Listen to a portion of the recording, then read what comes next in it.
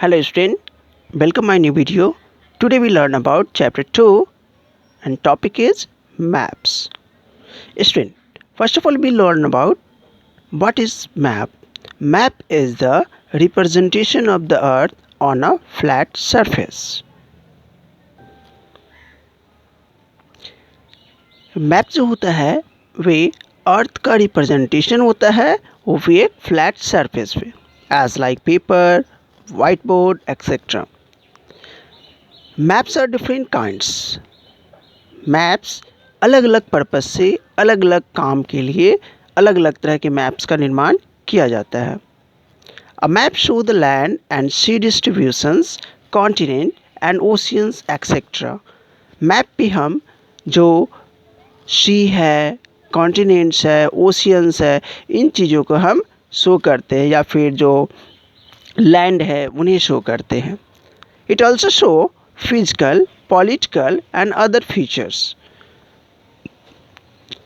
Climate, travel routes etcetera. इन सब चीज़ों को हम मैप्स पे शो कर सकते हैं. यानी कि ऑलरेडी हम जानते हैं कि मैप्स जो होता है डिफरेंट काइंड्स का होता है, यानी कि अलग अलग तरह का होता है.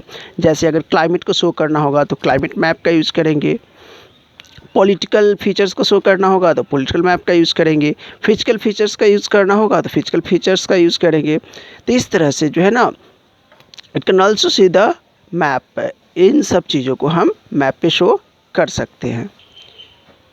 स्टूडेंट, मैप का जो है अपना एक अलग एडवांटेज होता है, यानी कि अलग फ़ायदे होते हैं.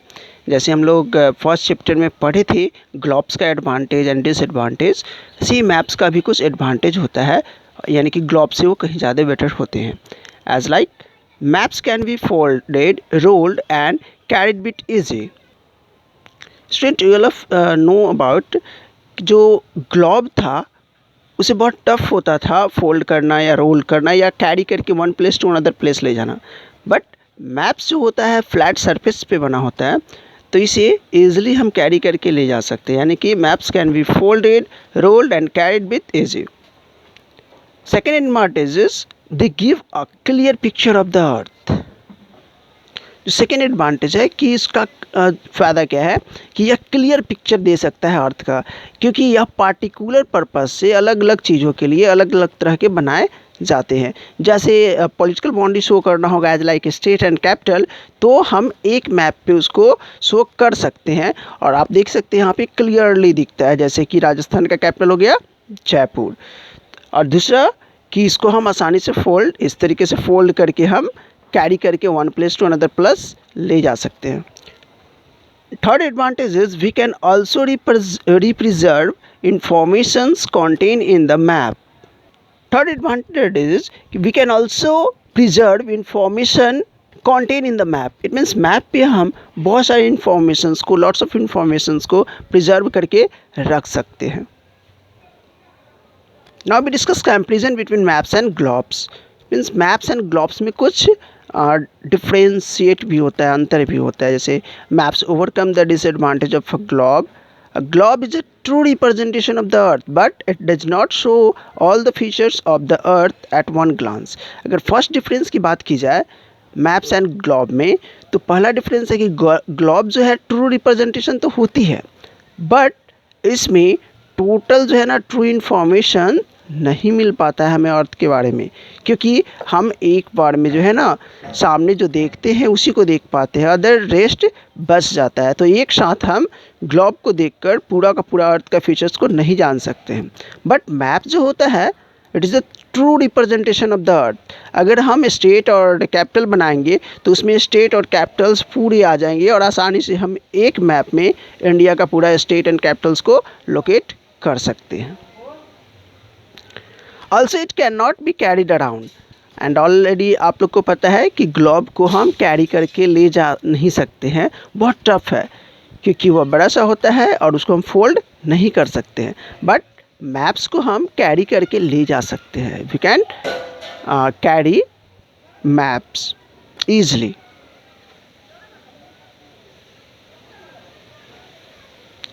Further, information cannot be preserved on it. On the other hand, a map is drawing of the earth, a flat sheet of paper. Already हम लोग जानते हैं कि मैप्स क्या है, तो एक रिप्रेजेंटेशन है अर्थ का फ्लैट पेपर पे. It can be folded, rolled and carry with easy. इसे हम आसानी से फोल्ड कर सकते हैं, कैरी कर सकते हैं, लेकर घूम सकते हैं। Even though map are not true representation of the earth like a globe. लेकिन मैप्स जो होता है ना, ग्लोब की तरह ट्रू रिप्रेजेंटेशन नहीं होता है। They are more popular because they give a clear picture of the earth. लेकिन यह ज़्यादा फेमस है, ज़्यादा इसको लोग पसंद करते हैं, क्योंकि इसमें हमें क्या मिलता है, क्लियर पिक्चर मिलता है, स्पष्ट हम देख सकते हैं, जो भी है उसे हम स्पष्ट देख सकते हैं। We can also preserve information contain in map. हम मैप पे बहुत सारे इंफॉर्मेशंस को हम प्रिजर्व करके रख सकते हैं। Now we discuss about different types of maps. You all know very well, maps जो होते हैं अलग अलग पर्पस से, अलग अलग वर्क के लिए अलग अलग तरह के मैप्स को बनाए जाते हैं। Because a single map can not show all the features of the अर्थ। एक ही मैप पे जो है हम पूरी फीचर्स को, अर्थ का पूरा फीचर्स को हम शो नहीं कर सकते हैं। It's very difficult, it's an impossible. Therefore, we use different types of maps according to requirement. जो हमारी रिक्वायरमेंट होती हैं, जिस तरह की हमारी रिक्वायरमेंट होती है, उन रिक्वायरमेंट्स को पूरा करने के लिए हम अलग अलग तरह के मैप्स का निर्माण करते हैं। We can classify maps into the following types according to their utility. हम अपने यूटिलिटी के अनुसार, अपने काम के अनुसार, अपनी उपयोगिता के अनुसार अलग अलग तरह के मैप का निर्माण करते हैं। As like political map, physical map, climate map, vegetation map and economics maps. ये जो है ना अलग अलग तरह के मैप्स हैं। The first is physical maps. The physical maps show the mountain, plains, plateau, valley, rivers, sea etcetera. Physical maps में हम क्या लोकेट करते हैं, तो माउंटेन्स को लोकेट करते हैं, प्लेन्स को लोकेट करते हैं, प्लेट्यू को लोकेट करते हैं, वैली, रिवर्स को लोकेट करते हैं। इन सब चीज़ों को हम फिजिकल मैप्स पे लोकेट करते हैं। जैसे कि अगर इंडिया की बात की जाए तो इंडिया का जो माउंटेन रेंज है आप यहाँ देख सकते हैं। ये जो जम्मू कश्मीर है, जम्मू कश्मीर से लेकर अरुणाचल प्रदेश तक, ये जो है ना हमारा हिमालयन रेंज है, यानी कि माउंटेन रेंज है। इससे नीचे जब आते हैं तो प्लेन्स एरिया है, गंगाटिक प्लेन्स इसको कहते हैं। यहाँ देख सकते हैं लिखा हुआ भी है, plains of the Ganga. And west में आएंगे तो इधर जो है ना थार डिज़र्ट है, यहाँ देख सकते हैं ग्रेट इंडियन डिज़र्ट। और इससे जब नीचे आएंगे तो ये हो गया हमारा पेनिनसुलर प्लेट्यू। और इनके दोनों तरफ, ईस्ट की तरफ ईस्टर्न घाट, यानी कि जो कोस्टल प्लेन्स है हमारा, एंड वेस्ट की तरफ वेस्टर्न घाट। तो ये हमारा हो गया फिजिकल फीचर्स। तो इनको हम आसानी से मैप पे समझ सकते हैं, लोकेट कर सकते हैं इन प्लेसेस को। Land is shown in green and water is so blue colored. This map is also called the relief map. Physical map को हम दूसरे नाम से भी जानते हैं। क्वेश्चन बनेगा यहाँ पे, what is the another name of physical map? तो कहेंगे physical maps another name is relief map. ठीक, तो रिलीफ मैप और फिजिकल मैप दोनों एक ही होते हैं। साथ ही साथ जो लैंड बाउंड्री शो करना होता है हमें, तो उसे हम कलर से शो करते हैं, और वो कलर होता है ग्रीन। और वाटर बॉडी को शो करना होता है तो वो कलर होता है blue. Second type of map is political map. The political map show the boundaries of the continent, countries, states, districts, capital cities and towns. A capital city is marked with a star. Political boundary पे हम state, capital, countries, district, cities वगैरह को show करते हैं। As like इस map को देखेंगे तो आप यहाँ देख सकते हैं, यहाँ पे स्टेट है लद्दाख, लेह, भूटान। ये कंट्री हो गया हमारा जो हमारा नाइबर्स है, जैसे पाकिस्तान, चाइना, अफगानिस्तान, ये सब हमारा नाइबर हो गया। एंड ये सभी हमारे स्टेट हो गए, उत्तर प्रदेश, बिहार, बिहार की कैपिटल हो गया पटना, उत्तर प्रदेश का लखनऊ। तो ये सब जो शो करते हैं ये शो करते हैं हम पॉलिटिकल मैप पे। Beside the physical and political maps, there are several thematics maps. कुछ इन दोनों के अलावा कई सारे और अनदर मैप्स होते हैं जिसे थीमेटिक्स मैप्स कहा जाता है। जो थीमेटिक्स मैप्स होते हैं उसमें हम क्रॉप्स, रोड, रेलवे ये सब शो करते हैं। साथ ही साथ cultural themes and another is the distribution of rainfall, temperature, vegetations, climate, regions, ये सब हम थीमेटिक्स मैप्स में शो करते हैं। Climate map. The climate map show rainfall, temperature, wind direction, pressure etcetera. Climate map में हम क्लाइमेट से related चीज़ों को शो करते हैं, like rainfall, temperature, wind direction, pressure etcetera. The climate zone आज mark with the different colours. Climate zone को different colour से मार्क किया जाता है। Vegetation maps, the vegetation maps show the distribution of forest, plants, grassland etcetera. यानी कि vegetation map में हम वेजिटेशंस को शो करते हैं, as like grassland, forest, plants etcetera को। Economic map, the economic map show area of agriculture production, industries, mining, ports, trading routes etcetera. जो map होते हैं इकोनॉमिक्स मैप्स, उस पर हम माइनिंग रूट्स को, पोर्ट्स को, ट्रेडिंग रूट्स को, एग्रीकल्चर को, इंडस्ट्रीज को शो करते हैं। This map is also called a resource map और अ कमर्शियल मैप। और इकोनॉमिक मैप्स का जो अनदर नेम है वह है रिसोर्स मैप्स और commercial maps. Roads maps are not found in the atlas. Atlas में जो है ना रोड्स मैप्स को नहीं देखा जाता है, बिकॉज सड़क तो एक होती नहीं है, बहुत सारे सड़क होते हैं, और इन सब के लिए, इन सब रोड्स के लिए जो है ना अलग अलग मैप बनाकर एटलस में डालना बहुत ही टफ है, इम्पॉसिबल है, क्योंकि एटलस बहुत बहुत बहुत बड़ा हो जाएगा। फिर ग्लोब की तरह हम लोग पढ़ना स्टार्ट कर देंगे कि it's very difficult to carry. However, they are very useful maps that show roads, railway, airports, cities, etc. and help us to find our way about new places. तो न्यू प्लेसेस पे अगर हम घूमने जाते हैं या फिर कहीं विज़िट करने जाते हैं, तो ऐसे में मैप्स हमारे लिए बहुत इम्पॉर्टेंट हो जाता है, because they give lots of information about the roads, railway stations, cities, etc. Now we discuss reading a map. We need to understand directions, scale, signs, symbols, etc. In order to read or use a map, let us understand these features of map in details now. Maps को समझने के लिए कुछ चीज़ों को हमें जानना बहुत ज़रूरी होता है, जैसे डायरेक्शन हो गया, एज लाइक डायरेक्शन हो गया, स्केल हो गया, मैप लैंग्वेज हो गया। मैप लैंग्वेज की बात कर ले तो जो साइन और सिंबल्स है, साइन और सिंबल्स हो गया। इन सब चीज़ों को, साथ ही साथ जो डिफरेंट कलर्स है, ये कहाँ यूज़ होता है, कैसे यूज़ होता है, क्यों यूज़ होता है, इन चीज़ों को समझने के लिए हमें जो डिफरेंट कंपोनेंट्स है उसे जानना बहुत ज़रूरी होता है। कंपोनेंट्स की अगर बात की जाए तो मैप्स में होते हैं टाइटल्स। सबसे पहले अगर मैप हम बनाते हैं तो सबसे पहले टाइटल बनाते हैं, जैसे कि कौन सा मैप बना रहे हैं, रोड मैप्स है या कमर्शियल मैप्स है या फिजिकल मैप्स है, पॉलिटिकल मैप्स है, क्लाइमेट्स मैप है, उसका टाइटल देते हैं।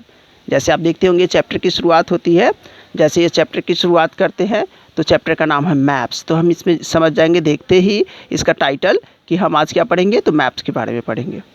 सेकेंड जो कंपोनेंट्स होते हैं वो की होते हैं। तो की जो होते हैं ना, लिस्ट होते हैं साइन और सिम्बल्स के, जिसके बारे में हम अभी जानेंगे। जो डिफरेंट साइन और एज लाइक इसे देख सकते हैं, डिफरेंट साइन और सिम्बल्स है, कैनल्स के लिए, वेल्स के लिए, रिवर्स के लिए, ये सब अलग अलग तरह के साइन और सिम्बल्स होते हैं। Third is scale. स्केल जो होता है ना, मेजर्स करने के लिए, डिस्टेंस को शो करने के लिए बहुत इंपॉर्टेंट होता है।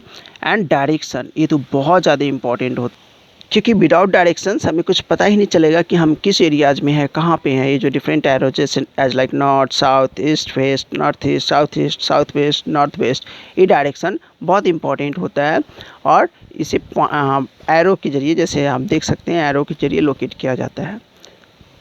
ये सभी जो है ना बहुत इंपॉर्टेंट हो। And last component is grid system. It's quick and easy to way the helping to find place. Grid के बारे में ऑलरेडी हम लोग पढ़ चुके हैं कि यह क्या करता है, प्लेस को फाइंड करने में मदद करता है। Now we discuss about direction. It's the first components of the map. Every map has 4 main directions called cardinal direction. As like north, south, east and west is known as cardinal directions. And another set is the northeast, southeast, southwest and northwest, that are called sub-directions. Look at this once again, north, south, east and west known as cardinal directions, and northeast, southeast, southwest, northwest is called sub-directions. there are two sets of directions. One is the cardinal direction and another is the sub directions. Now look at this: north, south, east, west, northeast, southeast, southwest, northwest. Directions help us to a map correctly. Direction जो होता है maps को हमें समझने में, सही समझने में मदद करता है। In some maps the north is mark by an arrow and the letter N. अगर नॉर्थ को मार्क करना है तो एन से करते हैं, साउथ को करना हो तो एस से करते हैं, एज लाइक NSEW। शॉर्ट में हम इस तरीके से मार्क करते हैं या लोकेट करते हैं। Second components of the map is scale. Scale is the most important part of the map.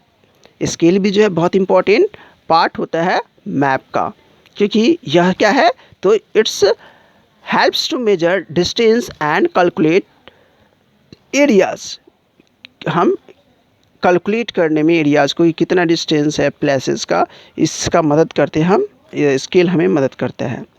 Maps are drawn to a scale. A scale is the particular length used to mark the distance between two places on the map is compressions and distance on the surface of the earth. यानी कि अर्थ का जो surface है उसे मापने में, जैसे यहाँ देख सकते हैं स्केल्स है, इसके थ्रू 1 सेंटीमीटर बराबर 100 किलोमीटर डिस्टेंस को शो किया जाता है। तो किसी भी प्लेस का, जैसे बिहार है, उत्तर प्रदेश है, तो इनके बीच में क्या डिस्टेंस है इसको जानने के लिए हम इस स्केल का इस्तेमाल करते हैं। देख सकते हैं डिफरेंट अलग अलग है। इंच में भी करते हैं तो 1 इंच बराबर होता है 20 फीट।